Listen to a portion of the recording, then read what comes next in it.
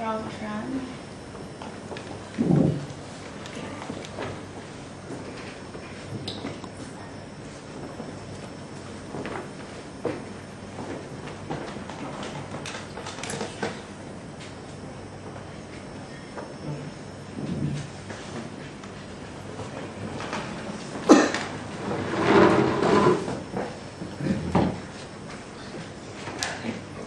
I love this little desk here. So the last time I did a reading, I actually got tied. So I'm a little bit nervous. I'm apprehensive about readings, but I'm going to do it. Erica, thank you for inviting me, and thank you for the cupcakes. I'll eat cupcakes any day. I should say a little bit about the work. I'm going to be reading from Four Letter Words.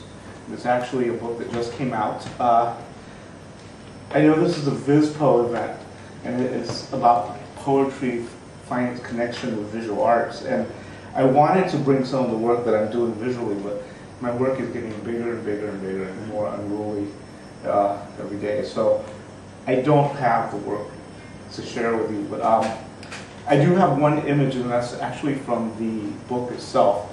And this is a cube that I have a publisher who's wonderful, and he said to me prior to the publishing of this book, he said, why don't you make something for the cover? So he allowed me the opportunity to make a piece of art for the cover of the book. And I built the cube, and we had this awesome day where we put people inside the cube. I just put a call out for people to come and get inside the cube, and we took photos. And this was the photo that we arrived at for the cover. And it actually is, it serves as a container in the way that this book is a container. At this stage in my project, I'm looking to take every poem out of the book, and I'm looking to find a way to hide it visually in the artwork. So if you're interested in looking at the artwork, come and talk to me. It's on a website somewhere, and I can certainly send you the website. But okay, enough talking about that. I'm going to go ahead and read from the book. I'd like to read the dedication of this book first. This book is for my cousin Nort, who works at a triangle sandwich factory making the kind of sandwiches one buys from vending machines. This book is for his commitment to making delicious, nutritious sandwiches, but even more importantly, this book is for the people who eat the sandwiches, because they deserve the delicious, nutritious sandwiches free of preservatives. My cousin Nort.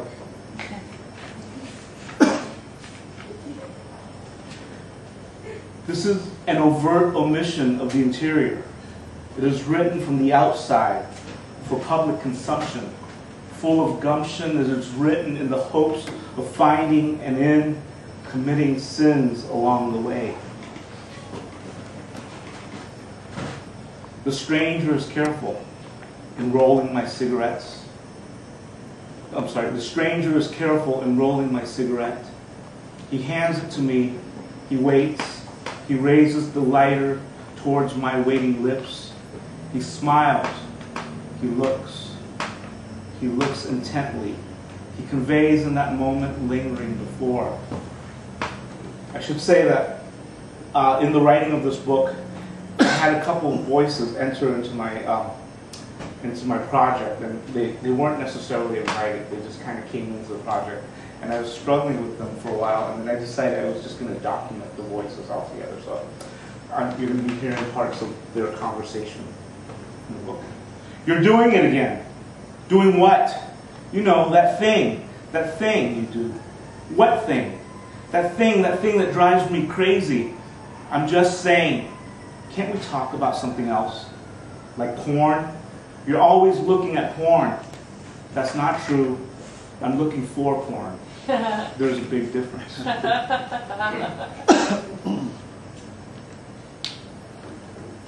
As in the apple shined and given the whole, the evidence of the worm's entry, always concealed to the other's view. as in the smile that conceals the steady hand's desire, the eye's concentration, the finger surrender to pull the trigger. As in this need to ask why, the answer is obvious. As in waking and breathing and breaking bowls and sweeping up the shards in a moment of clarity.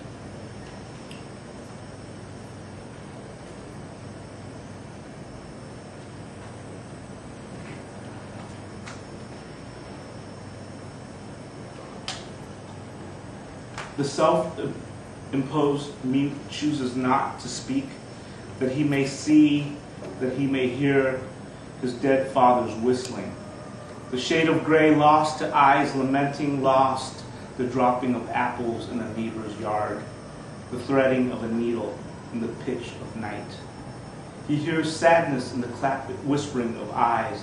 He sees sad silence in the clapping of hands.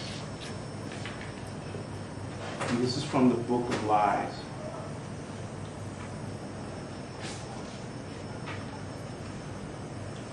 This is a story of a line in a poem that's the story. This is the story of a chicken and a line that's a wire. This is the story of a chicken on a wire, a chicken that's a bird. This is the story of a bird on a wire.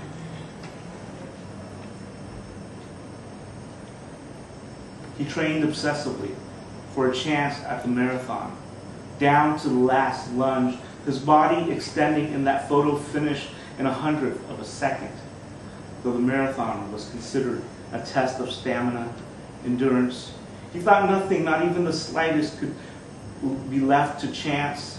The whole of his life defined in a word, a contest of speed, a competition working towards a goal. In his haste to train, he neglected reading the definition in its entirety. And as he had predicted, it all came down to a photo finish, declaring him the winner by 1/100th of a second. In the process of examining this photo finish, the judges discovered a hint of brown, the color of his eyes serving as grounds for his disqualification. In reviewing the rules, the fine print stated that the race was limited to those having blues. In reviewing the word, he realized that his life thus far had been based on the right spelling of the wrong word. I'm just saying that porn is poem, the poem is false. You're doing it again. Doing what exactly? Exactly that thing. It's in there. In where? The porn? No, in there. You're doing it again. I just can't help it. Do we have to go there? It's just that the room is filled with books, rows upon rows that I myself alphabetized.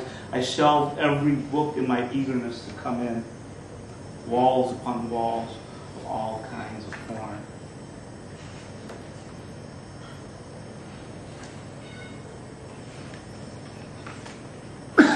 This is my attempt at looking for a title to this book. Or reactionary poems, or lineage, or smokescreen, or my hands are tied while writing these poems, or cut and paste, or the indignation of Nart, or how I got screwed, or dirty little limerick, or I want to fight, or I've fallen and I can't get up, or what's it all about, Alfie, or a tale of two houses, or for the last time, I'm not the gardener, or this concept is a ripoff of what's her name's poem, or didactic poems, or why God, why me, or the construction of, or Ulipo, Shmulipo, or the House Negro Speaks, or Nadine, can I use that word, or you're not invited, or diverse diversions, or I call upon the ghost of Teresa Ha Cha, or my father likes cooking, that does not make me the son of a cook, or nonsensical notions, or the book of beef, or in silence there is power, or the red-headed stepchild, or true that, true nog, or true nog's rant, or this will be the death of me, or the poem as suicide, or losing lips, or this has been another episode of the Truman Show, or fictitious and the fool, or will the real Nart please stand up, or enough is enough, or enough.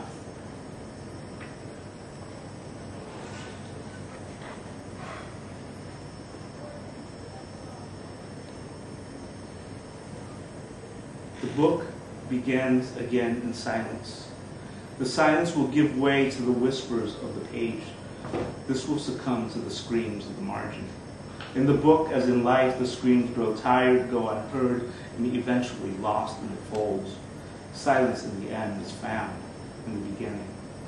Silence.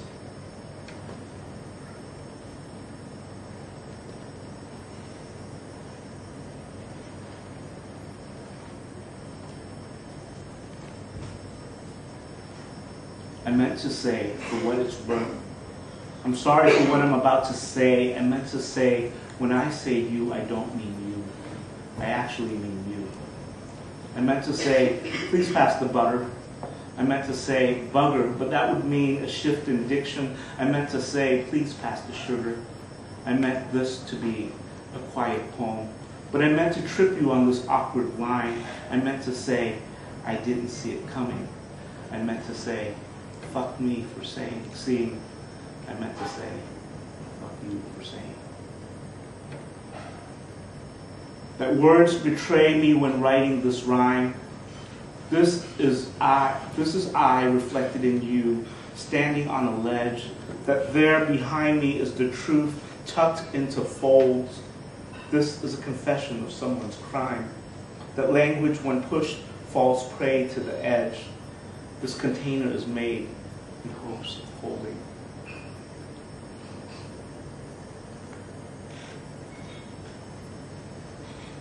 There are actually poems in this book that aren't meant to be read out loud, and they're actually printed as in the book, but they're actually meant to be part of an installation. So I'm not even going to try to read them, but I just want to share that with you because this is visual. Page 63. Thank you. And right after that is page 64. And that's another one of those poems.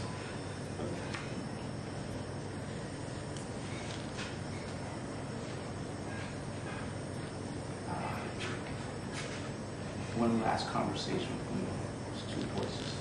You're doing it again. Doing what? What exactly are you doing? All I'm saying is, I know. I'm telling you, porn with bears and twinks. Those books, all of those books, they've been recategorized, color-coded, blues and greens and blacks and whites. Imagine a library full of porn. So many shades of gray, so overwhelmingly gray. Amateur, leather, gangbang, by the boys from Brazil. Sometimes poetry represents a rant, but other times poetry can be a prayer. And this is for a friend, for Vin.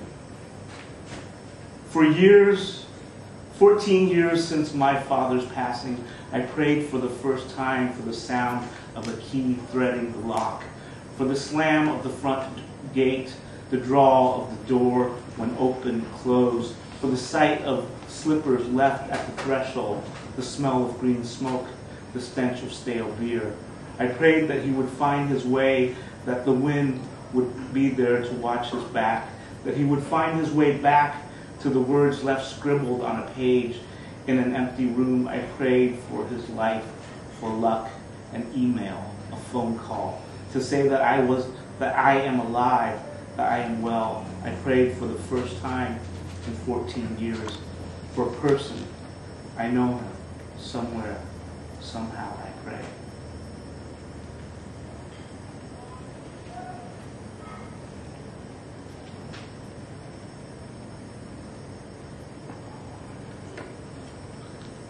Just going to read a couple more.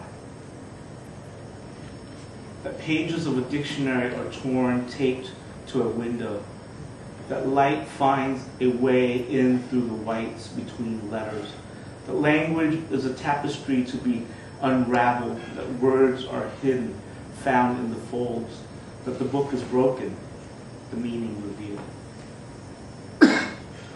That moment when he extends his hand, a gesture that is received and reciprocated. That the accused stand beaten and buggered, that he will play his part. He will shake the hand, this exacting hand, that in that moment, make no mistake, that this is a declaration of what is to come.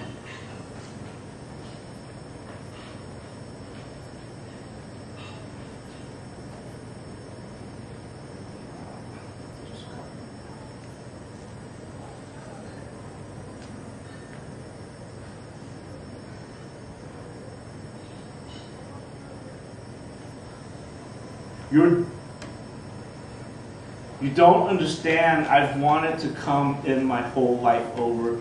It's not going to happen. There are no money shots, not where you're going. I just want an invitation, a handwritten note consisting of 3 words.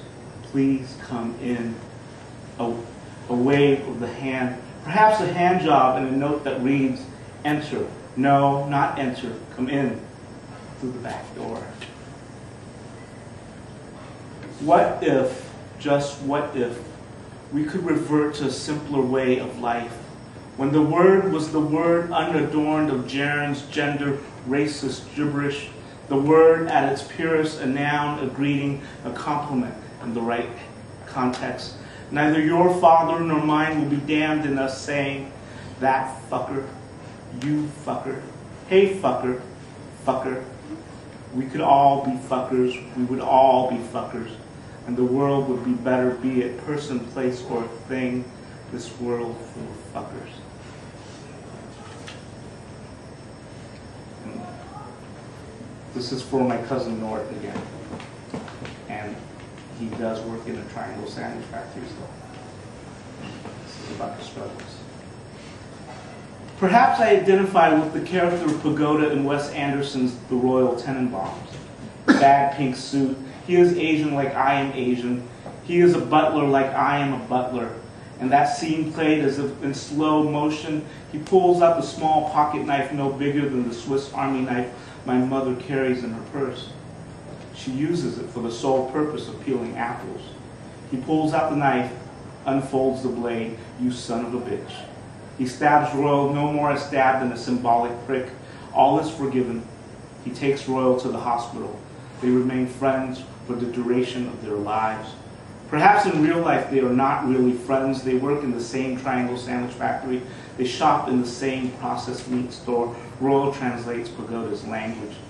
Pagoda translates Royal's eating habits. Royal's eating habits affect Pagoda's life.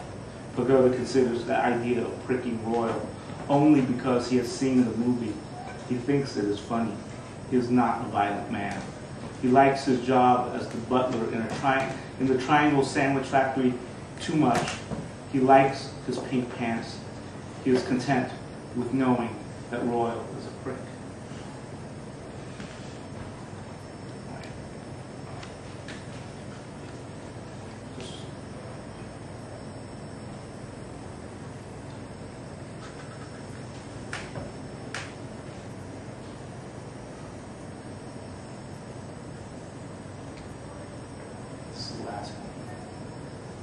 What can I say in the course of an hour that will convince you that I have changed my ways? I have learned I will not write in rhythms, in rhymes. That this time, this is meant to be. I will know my place at the corners of the page. This is my home. This is not my home. I will not mend my father's English if given the chance. I will not read between the lines. I will walk backwards to avert your eyes. What can I say to convince you? I am ready, willing, and waiting. Thank you.